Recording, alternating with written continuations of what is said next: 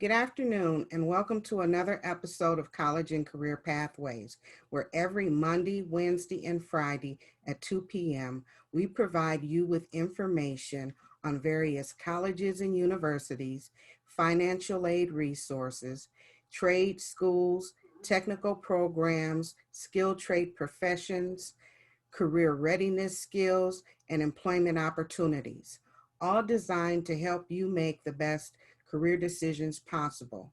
I'm Toni, your host, and today we are going to start a 5-part series on choosing the right career once you graduate. I know that is a question and a concern that everyone has.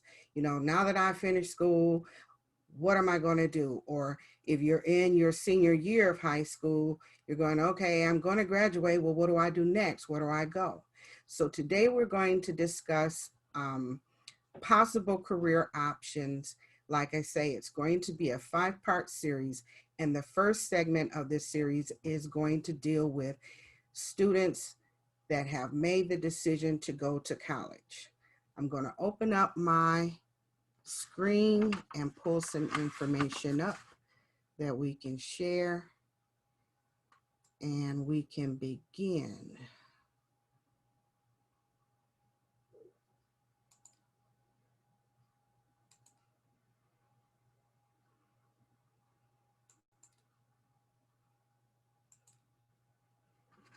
Okay, so as I say, this is the first installment to a 5-part series to help you make decisions on the career that you want.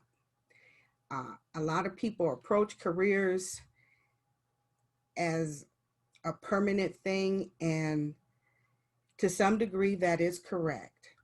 However, when you are just beginning, you have a wide window of opportunities that are available to you that you can explore, that would mean you don't have to commit to one particular field, forever until you retire.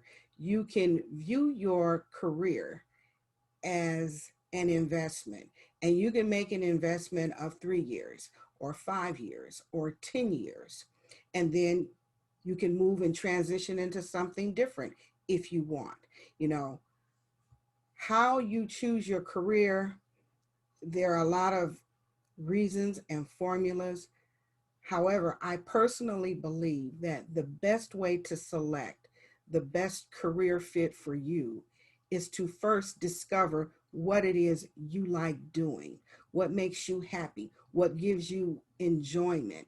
What do you do, or what are you interested in doing, or what are you interested in that could possibly turn into a career? I I would suggest that you begin there. We're going to talk about today students, people that have made the decision to go to college. So the questions that people come up with are, which way do I go? What's next after graduation? Where do I begin? Who do I talk to? Where do I go for help? So I'm going to take you through some step-by-step procedures that will put you on your path so that you can go to college from high school. This can be applied if you've already graduated, or it can be applied if you're still in high school getting ready to graduate this coming June. Making college your choice, the steps to prepare you for college as a senior. Beginning right now, you need to start as early as possible, because the longer you wait and delay, the more you lessen your chances of obtaining the things that you're applying for and the things that you want. So we'll begin at the beginning, step one. And step one is for you to apply for financial aid. Everyone should apply for financial aid. It doesn't matter whether or not you think your parents make too much money, it doesn't matter whether or not you think you qualify, fill out the application. All they can tell you is no, and a no doesn't hurt in this respect. The opening application window began on October 1st, and the deadline is March 3rd. Now, what that means is you have until March 3rd to apply for financial aid. After March 3rd, you can still apply for financial aid. However, financial aid is given based on a first come, first served basis. So the quicker you get your application in, the better your chances are of A, receiving an award, period, and then two, receiving a full grant amount as opposed to a smaller grant amount because they ran out of funding. So it's imperative that you apply for financial aid as soon as you possibly can. Now is the time for you to do that. So, what is financial aid? Financial aid is the free application for federal student aid. You can apply for it online. You can complete it in a matter of, truthfully, 15 to 20 minutes. It is not that difficult, especially if you have all of your documents handy right there. So when they ask the question, you can just plug in the information that they are requesting. The applications can be completed by students who are thinking about going to college and have graduated already, or even if you are a senior in college, you can apply for it right now. It won't hurt you to apply for it right now. They will determine whether or not you're eligible to receive financial aid based on the information that you input on your financial aid application. But here's the thing. This is why it's important for you to fill out a financial aid application, whether you think you qualify or not. Filling out the FAFSA is the first step in applying for any of the state, the local or federal grants or scholarships. A lot of scholarships that you can apply for and receive require that the financial aid application has been filled out first. So whether you qualify for financial aid and can't receive it, put the application in, because automatically other scholarships go to that resource first to determine whether or not they will award you additional money through different scholarships that you hadn't even applied for at various schools and colleges. So fill out your financial aid application. It will help you to qualify for federal grant money as well as state and local grant money.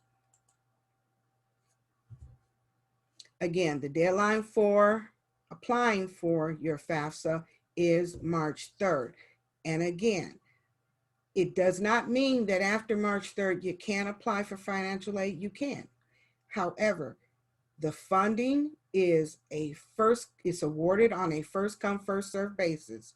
So the sooner you get your application in, the better your chances are of getting a full award, as opposing to waiting on later on in the year, April, May, June, where the funding has dwindled down and you may not receive as much, or you may not even receive an award at all. If they run out, they run out. So you're going to go to the FAFSA website. The web address is right here, https://studentaid.gov/h/apply-for-aid/FAFSA. Go to this website, create your FAFSA ID, fill out the application. Again, to apply, it's not that difficult. It's not that challenging. It will only take you about 15, 20 minutes. especially if you have all your documents in front of you ready to plug that information in.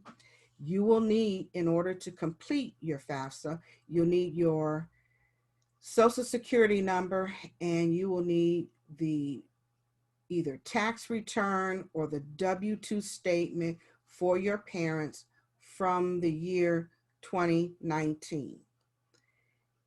Once you have that information, you can go right in and fill it out. Now, if if you've gone to the site and you've created your ID and take a look, you took a look at the questions that they asked and you found them to be a little intimidating or challenging, that's okay, because sometimes forms cause you to feel a little anxiety.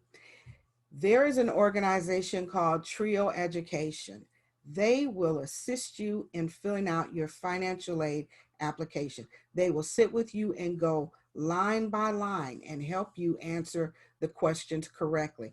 I've put their contact information on the screen. Trio Education, you'll contact Miss Rogers. Her number is 313-577-7769, and her email address is eg4994@wayne.edu. If you are having difficulty, challenges, or you just don't even want to be bothered with going through the FAFSA application, give Trio Education a call. They will assist you in helping you prepare your financial aid application, and they do all of this free of charge. There is no charge for this service that they provide for you. Step number 2, the timeline is January. So now you should fill out your FAFSA application. Let it go into the system and begin to be processed. And now in January, this is your next step, step number 2. You should go online and complete your college applications. I would suggest going to a community college first. The reason why I suggest going to community college before going to university is because I do not believe in obtaining your education and going in debt to do so. University credit hours cost considerably more than community college credit hours. Your first 2 years of college, whether it's at community college or university, are your general study years, your general education, your liberal arts classes. These are your basic math, your science, your humanities, your history, government. Those are the basic classes that can be taken and pretty much transferred to any university. So if you go to community college first to take those first 2 years of classes, you'll save a whole lot of money. For example, Wayne State charge in the neighborhood of about $400 to $475 per credit. This is not per class. This is per credit. Each class is worth approximately 3 to 4 credits, depending upon what classes you're taking. So you're looking at a three credit class at, let's just go with the low end, $400 per credit. That's $1,200 for one class. That's $1,200 for an English 1 class. If you go to community college, especially one in your district, if you're in Wayne County Community College, their credits are approximately $97 to $127 per credit. So for the same English 1 class at Wayne County Community College, we'll go the high end. Let's go $127. On the high end, you're looking at paying roughly $380 $80 for one class. English 1. That same English 1 class at Wayne State is $1,200. That's a lot of money that you could save. So this is why I recommend going to community college first. The cost is, it's far more cost effective to get your first 2 general or liberal art years under your belt at a cheaper price than going straight to university. So go online and fill out your free admissions application for the community college or the university that you select to go to. Community colleges don't have application fees. Universities do. Now, when you're applying to university, you can also apply for a application waiver fee. You would have to get that from your academic advisor at school. But I'm going to speak from the community college level. So go online, pull up Henry Ford, Wayne County, Macomb County, Oakland Community, Washtenaw Community College. Pull up any community college and fill out the college application online for free. That's step 2. Still in January, step number 3. Set up your online student web portal. Once you fill that college application out and submit it, you should receive an acceptance from the community college within about 2 weeks. Once you receive that acceptance, they will send in your acceptance letter your student ID number. Once you receive that student ID number, they will also include the web student portal that community college supports, the WebGate advisor, and you can go in and set your account up. Now, it's important that you do that because through this student web portal, you can find out, you can keep track of your classes, your schedule. It shows you that. You can keep track of your tuition statements, how much you're paying per semester for the cost of your classes, your registration. You can register through your student portal.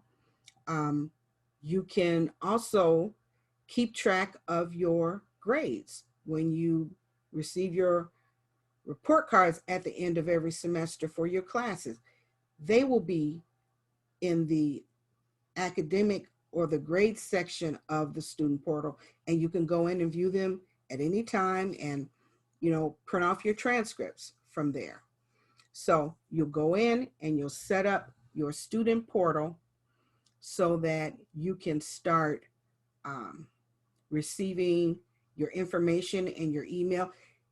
Your financial aid award will come in your student portal as well. So this is one way to keep track of where your financial aid application is in the processing system.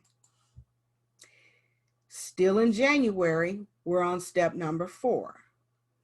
Complete your college scholarship application. Now, every community college, whether it's Macomb, Wayne County, Oakland Community College, Henry Ford, Schoolcraft, no matter which community college you decide you want to go to, every single one of them has their own scholarship program where if you go into your student portal, you can apply for the scholarships specifically for your school. And all of them are not merit-based scholarships, which means that you would have to have a certain grade point average in order to qualify for them. All of them don't require you to write essays on various topics and subjects. Some of them are just need-based, or some of them are also just based on the particular major or field of study you choose to go in. they award various scholarships for that. And you can use the additional monies to pay for books. You can use them to pay for computers, whatever it is you need. That additional money will help support you in taking care of your tuition and college expenses. Still in January, step number 5. You should utilize this time to begin to go through your schools, your colleges, course catalogs. You're going to go through them because you're going to first find out what course placement guidelines there may be. In other words, for many classes at the college level, you can't just register for them. You have to have either certain prerequisite or taken classes that relate to this subject prior to this one that you want to register for, or it requires you to be at a certain academic level in that subject. For example, there are college placement examinations for math. Instead of wasting time taking basic algebra 1, if you take the placement exam, you might discover that you're on the level of algebra 2 or trigonometry. And so therefore you don't have to take classes under that level. So that's a good thing to look into, because the objective for college is to take only what is necessary for you to graduate for your degree program. You don't want to take a bunch of extra classes that are not needed and won't apply towards your degree, because it costs money and it wastes a lot of your time. So go through your college's course catalog and check out what placement requirements may be in place, guidelines for those, and familiarize yourself with the programs that your college offers so that you can help determine which field of study you're interested in going into. Read over the course descriptions so that you can see whether or not that interests you and you want to go in that direction, or maybe you want to go into another, instead of business, maybe you want accounting specifically because you like working with the numbers, as opposing to going into business administration or general business. Now we move to the month of April 2021. This is where you should be in making college your choice. Steps to prepare you for college as a senior. Step number 6. In April, you should begin to complete your new student orientation. You should contact, step number 7, you should contact your academic advising office on campus, make an appointment to meet with an academic advisor, and they will set you up for your new student orientation appointment, and they will begin to discuss with you what your plans, what your educational plans or interests are. And then they will help try to formulate an educational guideline for you to follow, so that, again, you're taking the classes necessary for your specific degree. You don't want to take extra classes or unnecessary classes or classes that can't apply towards your degree. Now, if you're interested, say if your major is accounting, but you do have an interest in writing, you like to write, you're a creative writer. Now you can take a creative writing class or a journalist class just to assist you in your particular interest. But you want to be an accountant, but you just like writing creatively, on the side for your own benefit. Or maybe you have a desire that at some point later down the line you want to write a book. You can take classes like that. But what I mean by taking extra classes, additional classes are necessary. If you are studying accounting, you don't want to take a whole lot of uh, business marketing classes, because marketing will not help you obtain the credits needed to obtain your accounting degree. So that's what I mean by making sure you're not taking unnecessary classes. You should contact an academic advisor on your campus, establish a relationship with them, and keep connected with them throughout your college career until you obtain your degree or your certificate, your certification, because they will assist you and make sure that you stay on course, make sure that everything is lining up so that you can graduate and get your associate's degree. Now we move to June. June is a red letter day for you as a high school senior, because now you're ready to graduate from high school. So, step number 8 and 9. Once you graduate, you receive your diploma.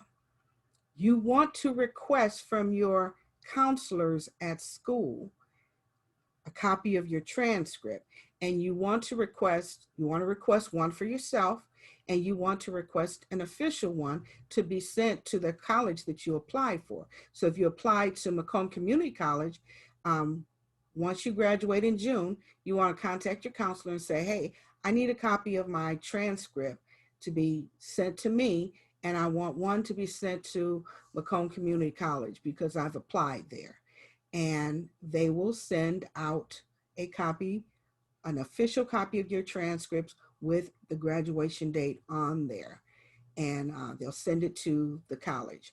Now, a lot of times people think that they need their high school diploma, the actual copy of their diploma to apply for college. You don't need the actual copy of the diploma. What you need is a copy of the transcripts.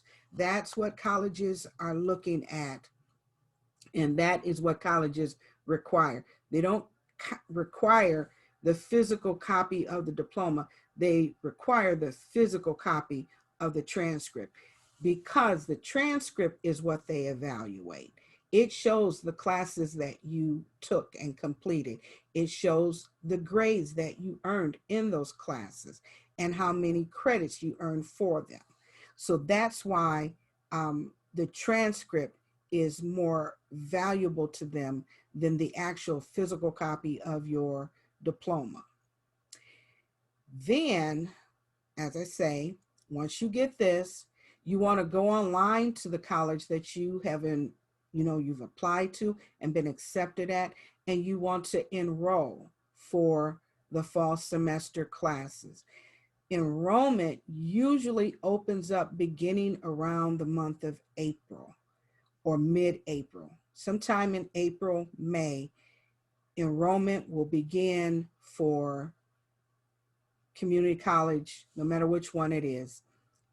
They all operate around the same time frame. The exact date might not be the same, but it's relatively around the same month that enrollment will open for them. You don't really want to apply, and no, you don't really want to register for classes before June, mainly because you haven't completed your high school classes and officially graduated. So wait until right after you graduate to register for classes at your community college. So now we're in July. You've officially graded out. You got your cap and gown, and you tossed your cap in the air. It's time for you to pay for your classes and buy your books. Now, if you've applied for financial aid, you don't have to worry about coming out of your pocket pretty much, unless you didn't get a full financial aid grant award. If it's a full award, it will more than likely cover the entire cost of your classes. It might not cover the cost of books, so you might have to pay for those. Or maybe you got a partial award and you have to come out of pocket and pay for some of your tuition fees. In any event, the month of July is when you should start making your way to pay whatever balance on your tuition account, because fall classes are going to start, the fall semester's coming, and with colleges, um, they don't let you attend class unless they've received payment for the class. The only way they let you attend class is if your financial aid award is still pending and they've not received the funds from the government yet. That's the only way they allow you to do so. If you're paying for this out of your pocket, if you're paying for this out of your pocket, they're going to require that full payment for those classes before you start the class. So July, you should begin to make sure you've got your funding to cover your fall semester of classes. And as I say, buy your books. Good place to go for your books.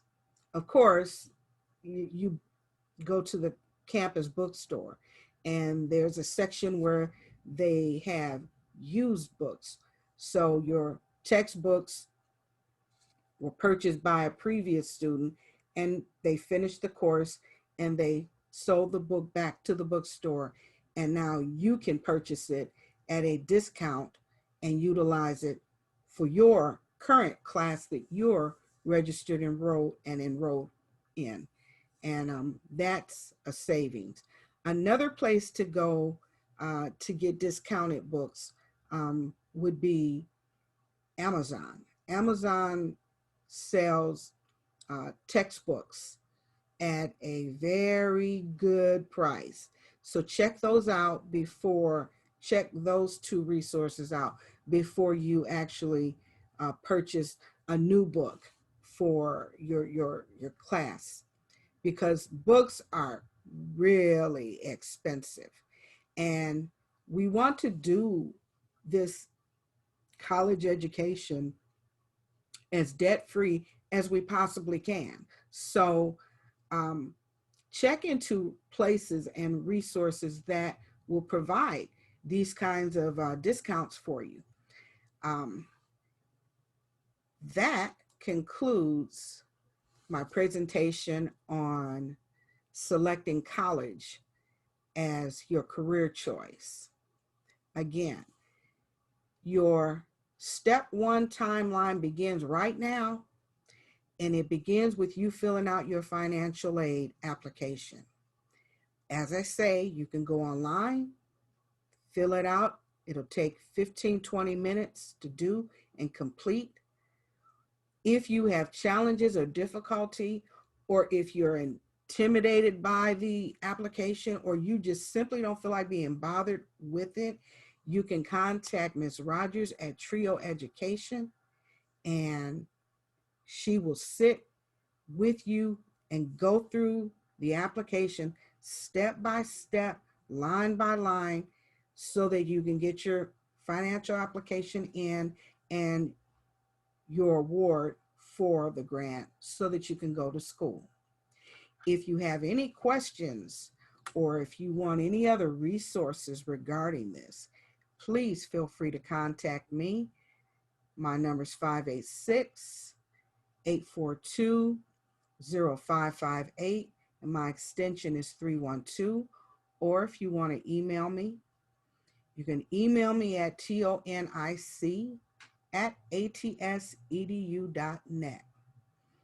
You can also, because we got a really cool phone system, you can also text me at that number, 586-842-0558, and I will be more than happy to assist you, direct you, connect you any way that I possibly can.